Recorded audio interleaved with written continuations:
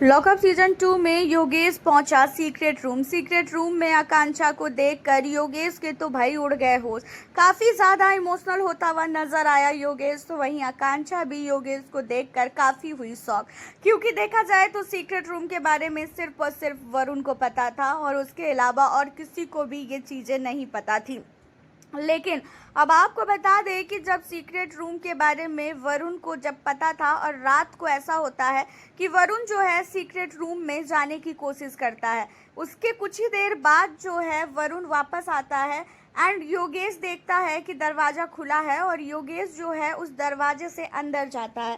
जब वो अंदर जाता है तो देखता है कि सोफे पे आकांक्षा सो रही है।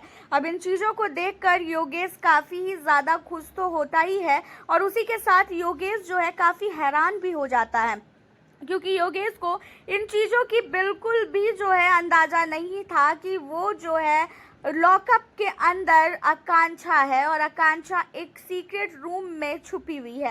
एंड आकांक्षा को देखकर जो है योगेश आकांक्षा को उठाता है। आकांक्षा भी योगेश को देखकर शॉक हो जाती है एंड आकांक्षा योगेश से पूछती है कि तू यहाँ क्या कर रहा है। जिसके बाद आकांक्षा को कहता है योगेश, मेरी बात छोड़, तू पहले बता कि तू यहाँ क्या कर रही है।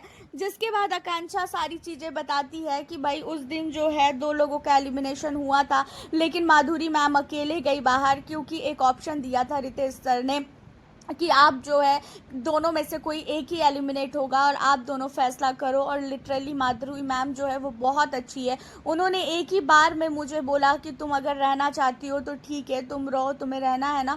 जहाँ पे मैंने उनको बोला कि हाँ मैम मुझे रहना है, तो वो एक ही बार में मुझे जो है रहने दी। अब इन चीज़ों पर योगेश जो है माधुरी की तो तारीफ़ करता ही है, उसी के साथ आकांक्षा को काफ़ी ज़ोर से हक भी करता है। जिसके बाद कहता है कि मैंने तुझे बहुत ज़्यादा मिस किया। जहाँ पे आकांक्षा कहती है कि हाँ मैं तो देख रही थी ना कि तू मुझे कितना मिस कर रहा था और नहीं कर रहा था। हालांकि देखा जाए तो योगेश की जान में जान आती है आकांक्षा को देखकर, और योगेश जो है वो आकांक्षा को इस तरीके से सीक्रेट रूम में देखकर काफ़ी खुश है। एंड आपको बता दें कि योगेश को भी बता दिया गया है, खासकर मैसेज दिया गया है स्क्रीन पे, जैसे मैसेज आता है कि योगेश को ये चीज़ें किसी को भी नहीं बतानी है। अगर उन्हें ये चीज़ें पता चल चुकी है कि आकांक्षा सीक्रेट रूम में है तो भी आपको किसी को नहीं बताना है। एंड अब आप आकांक्षा से मिल भी नहीं सकते हो।